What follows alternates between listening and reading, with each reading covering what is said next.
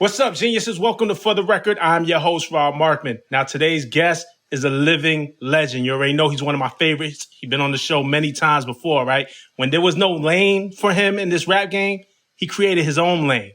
And over the past decade, he cemented himself as one of the most original, one of the most creative, one of the most influential and successful MCs in the game.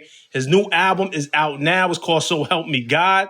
And he's here to talk about it. 2 Chainz, welcome back to Genius, man. How you doing? What up, gang? How y'all doing? Everything good, man. Look, man, COVID done switched the hustle a little bit, man, but it ain't stopped nothing, man. We still getting to it, man. And I'm glad to see you still putting out music, man. Oh yeah, it's a great time to be creative. So help me God. I feel like it's the light at the end of the tunnel. I explain it as being, uh, you know, I explain it as being the light during a dark time with some of the compositions that I have on there, with the time capsule like production and hooks. Like it's very very 2020.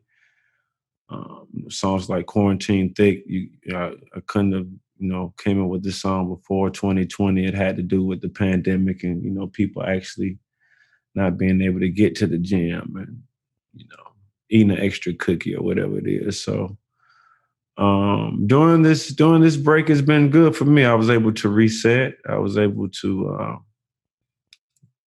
do the quality time with the family. Did a lot of cleaning up, moving stuff around. I actually found the picture for my album cover while I was cleaning up. So it's not, it's not a good time for anyone, but it just wasn't a terrible time for me either. Right. You tweeted about the picture. You put it on Instagram as well. And one of the things I loved about it, it just speaks to your authenticity, is that it was the proof pick, right? It wasn't, you guys didn't order the package. That was the only one I had. That's why it's really like some treasure for real. It's the only one I have from the 8th grade, What made you, so you're going through your stuff, man, you're probably going through boxes and looking through stuff and you found this, we know, and I know you're a connoisseur of hip hop and a student of the game like I am.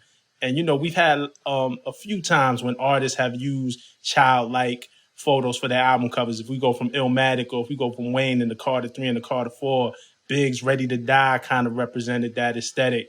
And you don't do things, first of all, there's no, I said in the intro, you're one of the most creative. So when you do things, you just don't do it to do it. So, I mean, as soon as you found the picture, did you know that was going to be the album cover? Like, what was the thing of making that statement? No, I had some reserve because it's been done before. I had some really dope, baby pictures too. But this was, I think, different because it was actually like a middle school picture. It was like, right there, teenager, just turning, 13 years old. I got on, 3 chains in the picture from me buying it for myself from the flea market downtown. Trying to learn how to hustle. And I was super impressionable in the 8th grade too. I just like didn't have it all the way together. You know what I'm saying? So later on in life, I became a leader. But back then, I was like, "What we doing? Who we doing it to? How we doing?" You know what I mean? It was like one of those things. So when I saw the picture, I thought it was dope because one, I know people hadn't seen me with a different hairstyle ever. And I thought that was funny, the haircut. And then the necklaces, I thought was like, boy, this is in your blood. Because on that picture, that dude don't know that he finna be me. He don't know that.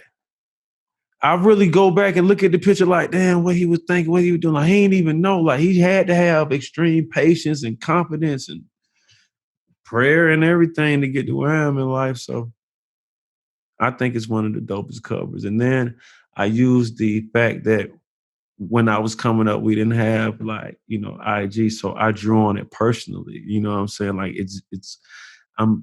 and we're gonna make sure you get one. I have the hoodies for this are called doodle hoodies. So you'll be able to draw on it. You know what I'm saying? That's So I have some of these with my daughters. She did some anime stuff on my face. I had one, boom. So it's really like an art piece too. So that's like, I call that the So Help Me God font. My handwriting is terrible, but I'm going to make this a font right here. right? And the halo was just like an added touch. You know what I mean? Just straight artistic expression. Listen, man, you can say whatever you want about your handwriting. That's the same handwriting you sign checks with, so it must be good.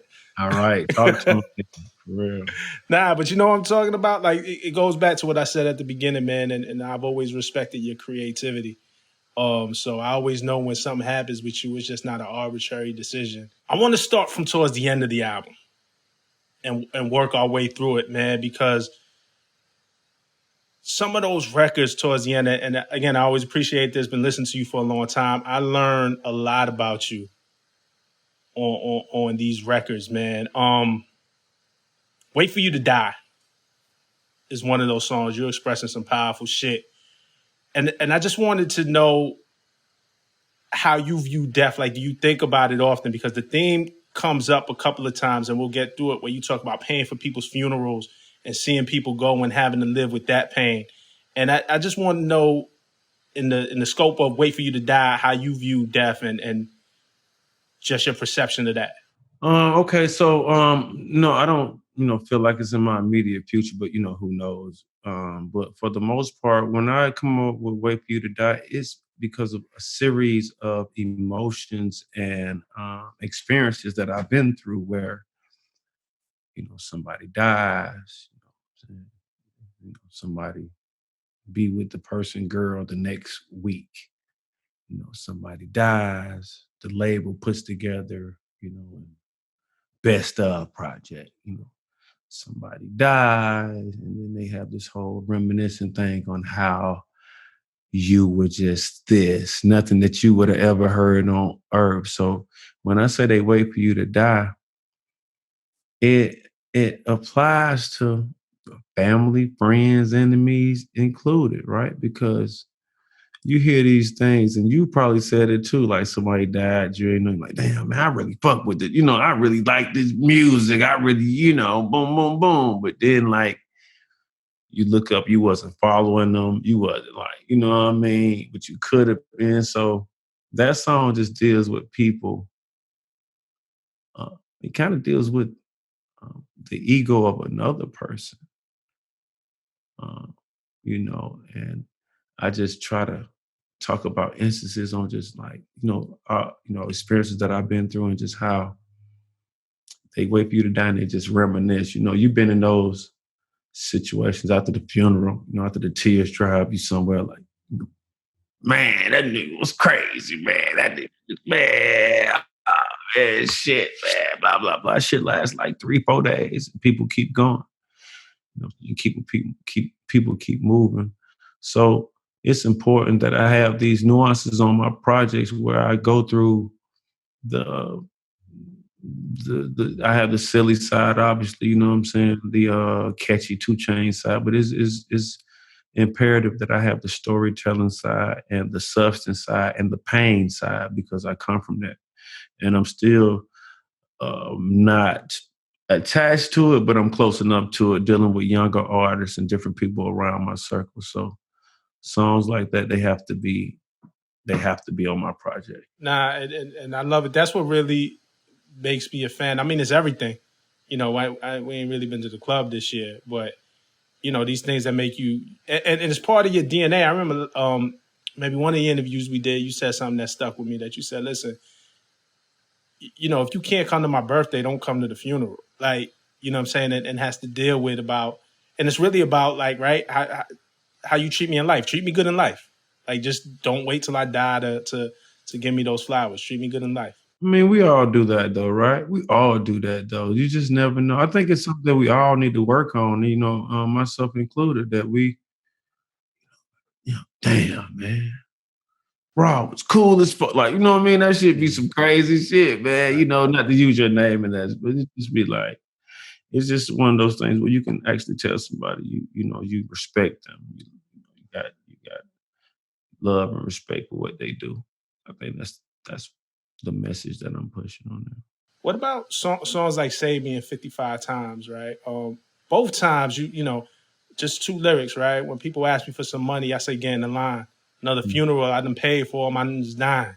Mhm. Like, 55 times again, paid for a funeral, found out he snitched. I want a refund. If you get robbed more than once, and that's a rerun.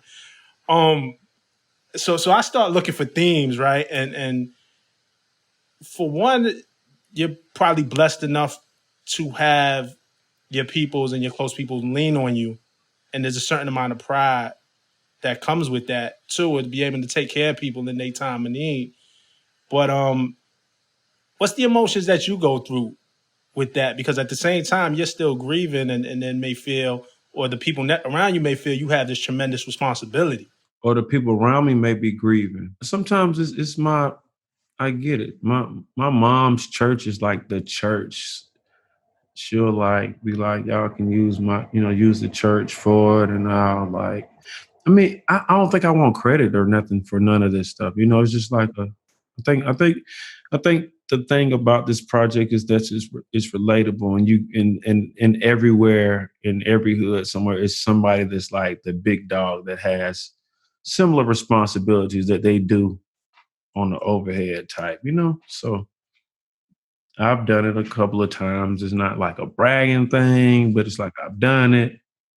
And I pay for whole funerals. I pay for some funerals. I put some money in the funerals. But at the end of the day, it's like somebody's leaving the earth.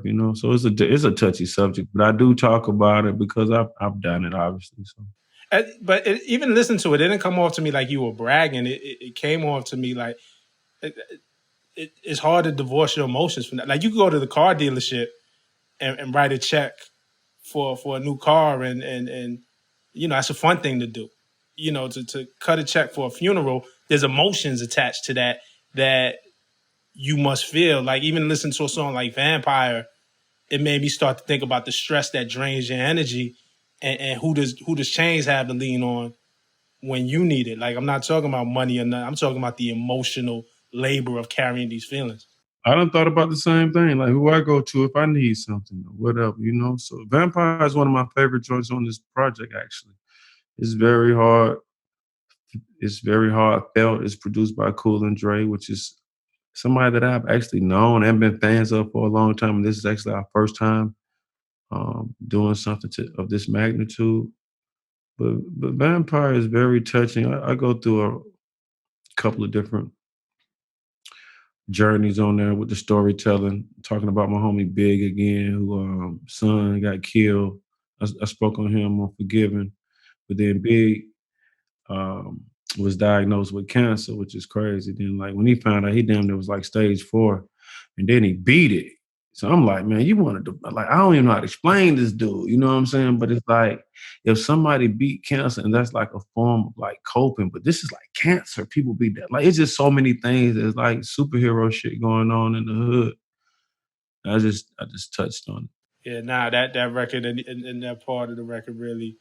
My mom's was diagnosed with cancer about a year ago and she beat it. You know what I'm saying? So knowing that feeling of triumph, you know what I'm saying? So like I connected to that record in that way and the emotions through that. You know what I'm saying?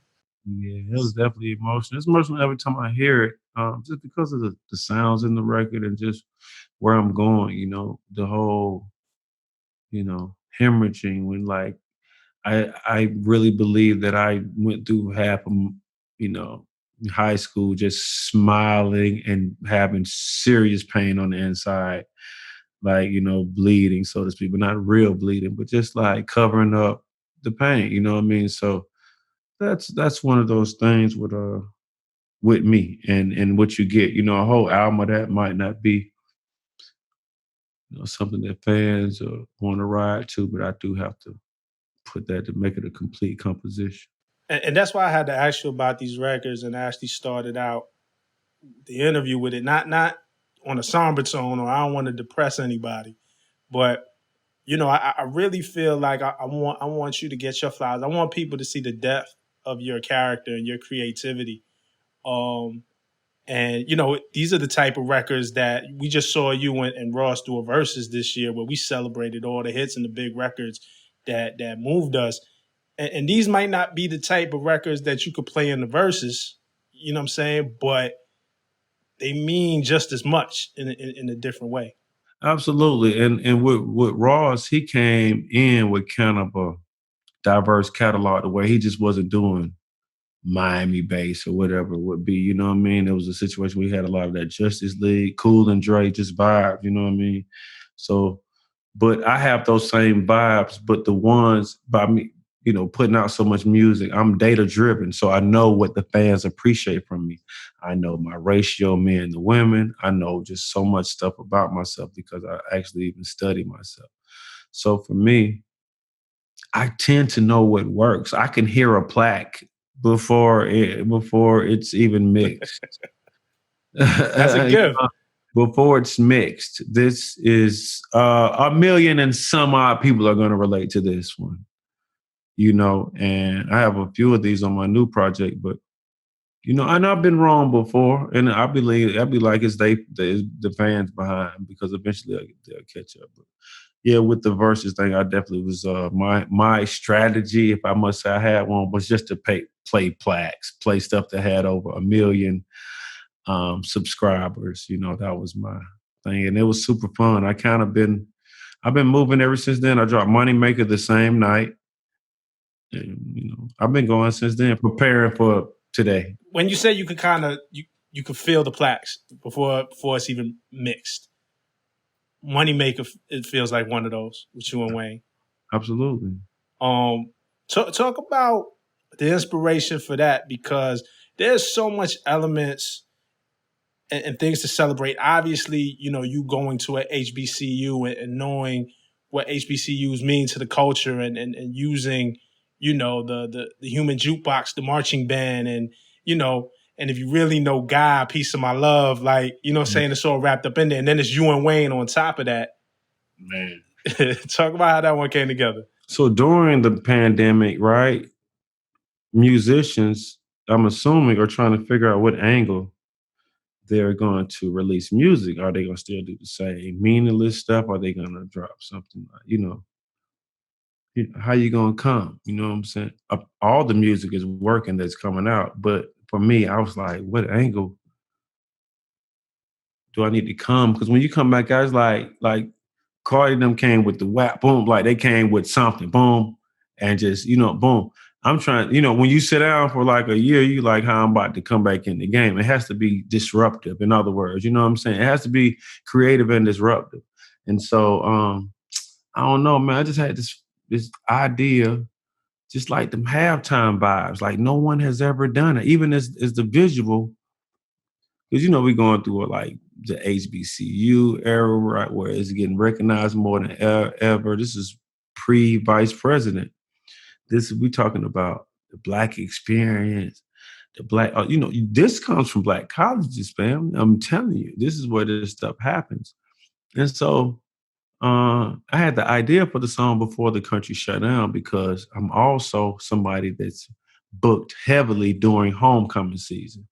I get my bag. That's what I do. I'm like, I'm finna get it.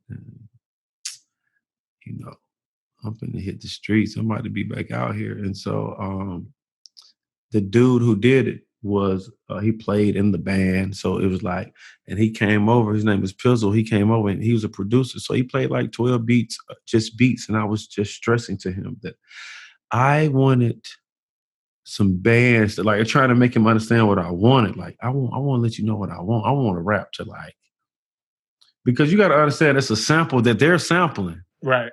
And then I took it from them. Right. You know what I mean? Like, you know what I mean? So it's like it had to be cleared a couple different times from a few people, but no one had sampled a track. Piece of My Love had been sampled before, but not in that essence. This thing hit alumni, freshmen, soon to go to college. You know what I mean? It just hit fraternity, sorority. It just like, it's one of those things that just spread, and I can still feel the spread. I can still feel it. It's hard now. It's definitely a dope record, super creative, and it fits. And I think even at a time where a lot of people can't be in the club or be out, it make you reminisce on the times when you was really outside and when you was in college or when you was in the yard. It's hard not to hear that and not have a memory attached to it, even though it's a brand new record. It's a 2020 record. It has a lot of substance and weight to it. You know what I mean? True. What's the status of Collie Grove too? I know earlier in the year you were talking about you and Wayne was really working on that thing, man. We still getting that? Absolutely. Um, I got my list, right? I think we need maybe 5 more joints and I'll be happy. It's important that we over record and narrow down things, but I would like to record, 5 to 10 more joints just so we can make it the it factor. You know, lyrically, it has to be enticing. The beat selection is super important. It's important that I'm bringing some new energy to the table, like some people that Wayne might not have met yet. You know what I'm saying? Some younger producers. We don't have any. We have one feature right now, but so far it's no features. Um, but it's super. And it's fun to do. It's just like a friendly competition thing. Sending records up. I sent a moneymaker. I think he thought it was going to be on Collie Grove, but I kind of. Did you put the Okie doke on him? He said, I thought this was Boy, 1 hour. do this one too. Next thing you know, we shooting a video. Boy, I'm like, bro, I got to get this out because I was about to be done with this situation. But anyway, it worked out. And then by being Southern's band, I thought like it made sense to put him on it, being from Louisiana. For sure. Feel Away is another record. You and Kanye West. First of all, I'm the lyric guy, so don't too much get past me. It's the last one with Def Jam, but I'm still going off, and it ain't about masters. I've been knowing mine. Is this really the last project with Def Jam? What happens after this? Oh man, Def Jam and myself, we're very amicable. We have a cool relationship. I'm just a business man, and they are business, So, but yeah, this is supposed to be my last album. I can't lie to you and say we hadn't been on the phone negotiating, trying to figure things out moving forward. And I'm probably just gonna leave it at that. At that particular time when I did the verse, though, it was my last. Could you see yourself, and I know in all due respect to your negotiations, the landscape of just the music business is changing. Is way different even from when you came in drastically. We were still doing CDs in a major way when you first came in as 2 Chainz. Could you see yourself as an independent artist? That I think that's the extreme version of if you decided to split from Def Jam, and is it go independent? Do you still crave that major label system? Just could independence be possible is the question. Absolutely. Ain't nowhere else to go but independence. And I'm self-contained. We have internally here we have everything built out. I've been doing this for a while. And even now, Def Jam and myself is a partnership. There's no one, I have no boss. I don't have no boss. We split. We split the profits. We split, everything else. So I could definitely see that. And I'm sure Def Jam can see that, and a lot of other labels can see that because how I move and the relationships that I built. Relationship is worth more than money in a lot of cases. And I have a lot of good, dope relationships. And if I had to pull them out and use them, I would. So do I see being, independent in the near future? I surely do. And I'm excited about it. And I also see me being in another bidding war because I'm obviously still got some left in the tank. So, we'll see what's the smartest thing to do. Let's talk about that. I'm going to jump around a bit too, because I have my questions in a certain order, but the conversation goes where it goes. You use the phrase that you got something in the tank. And I listened to a record like Gray Area. And it's a fun song, right? Like it's lighthearted. It's funny. To me, it's just jokes. It shows your humor. But it also got me thinking, because again, and I could be wrong. Sometimes I read too deep into things. But when you say old enough to be your daddy and young enough to fuck your mama, ain't nowhere to read into it. That's that part. But I think about it though, it's funny, but it speaks to the space that you carved out for yourself. When you look at your career and how your career took off in the 2 Chainz era, I'm not talking, we had the group. We had Titty Boy. When you took off in the 2 Chainz era, you were older than what I think the world expected from a rapper. And I think a lot of people had their doubts. And I want to know what hurdles did you face kind of based on your age? And how did you feel like you broke barriers and made it a little easier for those to come after you? Well, rap don't have no age. It's how you take care of yourself. And that's what I'm trying to say about gray areas, that being in that little gray area where you're old enough to be somebody's dad, but they might come around with some little hoes and the hoes be choosing because a nigga in shape, a nigga drink water, a nigga eat vegetables. I take care of myself. So I know plenty of people that's younger than me that look older than me. So I never really cared about age because when I started growing hair on my face, I think I was 34, 35. That was the first time I grew hair, and I just kept it. That's why I didn't want it. But other than that, I couldn't even, on everything I love, nigga, in high school, I didn't put Supergirl on my shit to try to get my shit to do something, nigga. I got cousins today, niggas got a whole fucking shit, man. That shit don't, like how Ross, them shit be coming all like that, man. I don't be trimming this shit up. This is all I can get, man. This is all I can get, man. And so, that shit don't bother me.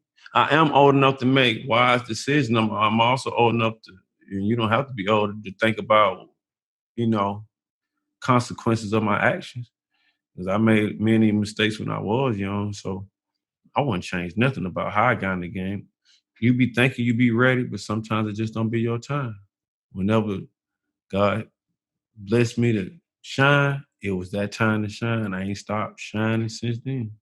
I remember, everybody has that friend who kind of may want to start to rap and, yo, you too old. And they be like, well, 2 Chainz did it. Like, you know what I'm saying? Then you look at them niggas ain't got no hair right here. Ain't got no, them niggas ain't putting this shit on. Them niggas ain't, you can't compare me to your journey. I'm here. It's 2 ways to look at me. You can be inspired or you can be a hater. It ain't no gray area when you deal with me. You either gonna be like, man, home, dude, I get that kind of way, or man, fuck home, it's whatever, whatever they make up, Illuminati, whatever kind of excuse they can make up for why you win it. So let's look at it. Either way they look at it, it don't bother me. Don't bother the person. I still eat good. I still go to the gym every day. I still did morning radio on this suck fucking Zoom. I did enough. I'm doing what yours. After this, I'm going to eat. After that, I'm going to go to the studio. I run circles around niggas. I'm a whole creature out here. So I know it's something, what I'm saying? It's something just different with me, period. You know what I'm saying? And I ain't going to say that, shit, after I hoop, I don't be sore, because I do. After I work out, I don't be sore, because I do. But shit, man, I feel good. And I'm not just saying that like to cover up some illness or something like that. I really feel good. Nah, that's amazing. And that's why I say it's inspirational, dog. That's why I said in the beginning, one of the most influential. I think you give a lot of people hope that they don't have to be boxed in to one thing. Yeah. Feel away. I want to go back with you and Kanye and Brent Faiyaz also on the hood. That's a dope record. Brent's a wavy dude. Super. It felt like to me, y'all was really having a conversation on that joint. Like, obviously, it felt like I got the eavesdrop with y'all talking to each other when Ye is like, man, you don't even know the language. And you like, and I ain't finna do no lame shit. This a yacht, and that's a long way from a slave shit. Yeah, it's like, boom. Because, the narrative, the song was just fun. This story is like a really long story of how it came about. But at the end of the day, I was playing Ye my album, and he liked that particular song. You know what I'm saying? And he started like freestyling and doing his thing to it. And I thought it was so polarizing at first because he had a lot of names in it, like a lot of more names than you hear now. And I was like, you know what? I'm not like that kind of rapper. Like, and I am like, I've done some shit and I have a lot of friends and I know a lot of shit, but like, I'm the confident. Like, I'm the one, like the confident when people tell me something, they know I ain't gonna tell nobody. So I didn't want to use this song to just misuse somebody's trust and be like, that nigga Rob was my, you know what I'm saying? Blah, blah, blah. You know what I'm saying? Like, niggas don't know so I was like, man. Drop my name, get me hot. So I'm like, man, I'm really trying to think. And so, he came to hear my record again. And I was like, man, this time he came to the crib and I was like, I got an idea. I was like, I think for this to work on my particular song, because this is not your song, this is my song. So for this to work for my song, I think we should go in and out. And then he was like, shit, cool. Can you use this? But I already, you know what I'm saying? Boom. And I was like, so it just forced me to be creative and dig in and open stuff up. But it was fun. It was fun. It was one fun song to put together, especially how hard it is jamming. It was really fun putting it together. But it's probably, 10 more minutes worth of name drops, a few mumbles, and some other things going on. But I think what I pulled out of all of it, and some of it was, I think, pre-election raps too. You know what I'm saying? I just knew I wasn't coming out before then. And even on there, I say, me and Mama so dope together. Since 15, I've been a fella, and a fella can both spread the message. Blah, blah, blah. So it's just like I put a little one in there, but that's just like some game too, They try to hide that fact from us on some voter suppression pass shit. Yeah, so that I just try, but see, everything I do, honestly, man, I like for it to be organic and correlate to me. You know what I'm saying? Boom. And so with that, with Ye, Feel Away as a title that basically he picked it. That's him, you know what I'm saying? And then going back and forth with what he's saying and me just trying to be like, oh, okay. Oh, okay. You on this wave, huh? He like, yeah, I'm doing this. You know what I'm saying? I think it was dope because me and him hadn't done nothing for real for me since maybe Birthday Song. For real. A lot of stuff that I've been doing, like even for his new project, I've been working on maybe 4 or 5 songs, like, you know what I'm saying? And I was like, man, we ain't did nothing. I need something hard. But he had already like fell in love with the vibe of that. So it wasn't hard to do on his end. It was just some creative stuff I had to add to it. And I love the way it turned out. And I love the feedback I've been getting to. Now, it's so dope because, obviously he's a divisive guy, like, especially the mode where he's in now. But Ye's always been very outspoken. And I think people either agree with him or they don't. And this felt like a record that captured that, again, being in the room where it's like you could challenge your man. Like, oh, that's still my man. But, oh, you think you Nat Turner? What you want the world to know? Yeah. That's exactly where it was. Like, boy, you talking about slaves? You freeing slaves? Who did that? Nat, boy, like, okay. He come back with, boy, when Larry Jackson called, what? Like, okay. You know what I'm saying? That shit hard. That's Frank Ocean. Whose voice is that delivers that line? Because that line comes in different. That's his voice, and I ain't even gonna tell you what he did to do that. He actually, because it come in different. I ain't tripping when that line comes in. I don't even want to. Yeah, it's like it's an effect. I'm gonna leave it at that. Okay, but it's definitely him. Okay. Are y'all doing the whole project still? You talked about you talked to Complex. Shout out to Complex. You talked to Complex about wanting to have Ye produce a whole project for you. Yeah. So he wanted to actually kind of do this one, but dude is like super busy, working on what he got going on. You know what I'm saying? And just to be honest, like I was honest with him, this was supposed to be my last album, so I didn't want to prolong my independency, especially like after he did this whole rant about. I'm like, well, bro, I'm about to be out of mine. So like, that was really my angle. Like, the shit you talking about? Like, I'm about to be done. So like, and to your credit, again, when you were here in the studio with me, I think when we were talking about Rap or Go to the League, the Masters was a topic of the conversation back then. I was then. And you talked about having your Masters then and being I was then. Yeah. That's what I'm saying, Rob. That was then, Rob. Like, that was then. What I'm renegotiating for now, I got to renegotiate for some other things. You know what I'm saying? LeBron keeps signing for a year, right? Another year. You know what I'm saying? I might want to move. I might get a house over here somewhere. I don't know, but right now, it's cool. I ain't tripping. Def Jam know what's up. Def Jam know what's up, man. And I know, you know what I'm saying? I know what I add to their building. Like, I'd be a fool if I ain't know my work, man. I know what I add to that building. Nah, it's real, man. You definitely put in work. 2 more records I want to talk to you about, man, because I don't want to give it all away. You know what I'm saying? But I really wanted to get into the essence of what this project was, and a lot of record quarantine thick. I think it speaks for itself. I think we could all relate because we've been locked up in the house. Like Moneymaker, you know what I'm saying? Like it's some real vibes on here, but it's some really deep shit.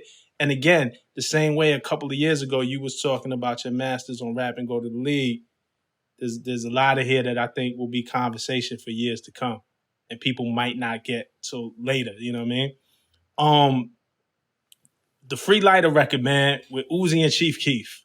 I'm dying to get that out. I've been wanting to put that out for so long. I thought that was really dope. One, I think Uzi is a beast rapping. I told him that too. His last album was incredible. Like the way he go off, and I think a lot of people see what's on the surface. You know, people who kind of exist in the space of quote unquote, you know, what you think real hip hop to be and true lyricists to be, and that real small box. But if you expand your vision and listen to what Uzi be saying, he be going off. I'm having bars. I definitely told him that. His last project was super out of there. I wrote to it, so I was happy to do a joint with him. You know, it was produced by Chief Keef, and you know, me and Home got a cool rapport. You know what I'm saying? We'd be chopping it up, and I fought with Sosa. You know what I'm saying? I just told him to send me some beats, so I started doing. I rapped over a couple of his beats, but when I sent that one back, he was like, "This shit hard." And everybody held that. I mean, Sosa went crazy on this. He went crazy too. I tell you something, not to name drop, right? And you just said you want to do it, but it was so dope because it was out the blue. We have a cool relationship. But I'm driving around last night and Bun B calls me. You know, Uncle Bun called me, and he just wanted to debate rap. He wanted to talk about, we were talking about the most influential flows of the last decade, and Bun starts giving it up for Chief Keef. He's just like, yo, Keef is so influential to these kids. Like, we might not see it because we're older if we choose not to look, but the way a lot of people are rapping right now is due to how Keef set it off when he came into the game. And so it was dope for me to just kind of argue that with Bun. And then the next day I get your album and I open it up and I listen and it's Uzi and it's Chief Keef. And I'm like, damn, this is exactly what we've been talking about. And it's so dope for you as an elder statesman at this point to give them that runway to get busy. You know what I'm saying? And to kind of bridge whatever barriers there might be between the old and the young generation. It ain't matter. It's just like get on this record and get busy. Yeah, I think some of the most influential stuff over the last decade, besides Chief Keef, will obviously be an Atlanta artist. It has to be the last 10 years. You know, it has to be an Atlanta artist. You know what I'm saying? It has to be, you know. And I'm not necessarily saying me, but, you know, the boy Pluto is wavy. You know what I'm saying? Migos, them is wavy. We talked about them too. Yep. You have a lot of, you know, YSL students, you know what I'm saying, for what they have going on. So, you know, I think the last decade, there's some Atlanta stuff in there because we so consistent in getting our, you know, just do like somebody like, well, Lil Baby from Atlanta right now, but somebody like Da Baby is doing his thing. But he's from North Carolina. He got a flow too. But I just think the last 10 years by us like holding the torch, it got to be something involved with Atlanta. Yeah, and we definitely talked about Keef as one of many. We just started getting into this conversation. But I don't think it's a question of what Atlanta has become for hip hop and for culture in terms of influence. Again, me being a New Yorker my whole life and growing up in the era where New York felt like the biggest city in the world. And now we get to see how we're influenced from Atlanta. Right. And I don't think that's a bad thing. Like, it's like, crazy. Yeah, it's hip hop. Like, I think, if you let your guard down, it is, if you're fronting like Atlanta hasn't, A, been running shit, and 2, artistically, culturally doesn't have the most to offer, you're lying to yourself right now. Like, you're just in denial. And it's dope to watch. I love going to the A. I love seeing the energy. I love seeing the camaraderie. That shit is inspiring. You know what I mean? Thank you, brother. I appreciate it. Nah, you already know. You know I ain't on no bullshit. Southside Hove. Listen, man. When I heard that beat, again, you just get to it, that beat start cutting on, you hear kind of the sample, you start hearing the hook and where you Yeah, going with it. that's 7th Streeter on that singing out of that too. That's hard. She She's killed dope. it. It definitely sounded like 2020. Do you approach that record? Because again, I know how much you're a student of the game. I know how much we've talked about, you and I, about your influence from like the Cuban Link era, you know what I'm saying? The Reasonable Doubt era. As well as all, you know, Wayne's influenced you. You've always been very open about the stuff that has influenced you, but I know what that meant to you. So jumping on the record that kind of runs in that lane of what Hove did, do you approach that different? Yeah, I approach it in my own way, obviously. You know, I ain't wanna, you take somebody's beat, you don't want to take their flow and, you know, concept and everything. But I changed the snares on it to make it more up to date. I added 7 to it to kind of up to date it. So I guess in a 2020 version, if it was a such thing, it could be. But I sent this record. I sent the video to this record. I sent it to Hov, just like let him know what wave I was on and everything, wavelength, and he was humbled by it. And it was just like it was one of those things where it was barred up. It was all facts. You know what I'm saying? It was Hov X how I did it, like how he would. I don't know, just my approach on it. You know what I'm saying? I'm from the South Side, and I'm him on this side as far as the trapper turned business entrepreneur who tries to, lead by example, blah, blah. That kind of superhero character is what led the idea and the concept behind Southside Hove. Nah, that's dope, man. Yeah, nah, that was just dope to hear, man. And I know the reverence you have from him, and I know the legacy you created for yourself. So to even be there and still kind of pay homage on some hip hop shit, I think that's what it's about. You know what I mean? Absolutely.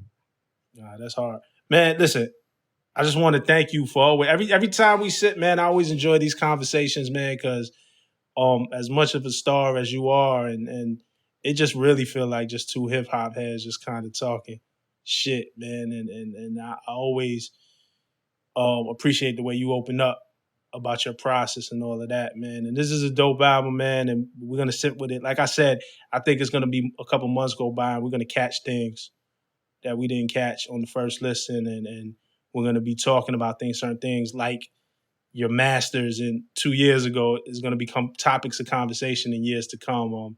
And you set a lot of trends and start a lot of conversations in that way. So for that, I'm grateful, man. Thank you, Rob. I appreciate you too, brother.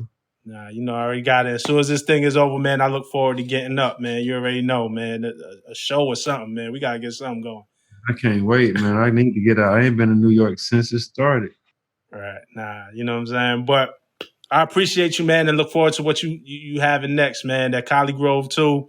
We're not going to overlook this, but we waiting on that one, man. So. Wait, baby. And I thank y'all for watching. Every week y'all tune in. We bring y'all the best interviews with the best artists, the best conversations, and we be doing these deep dives into this music because fuck the gossip. That don't even matter, man. I appreciate y'all tuning in for the record, and I'll catch y'all next week. Peace.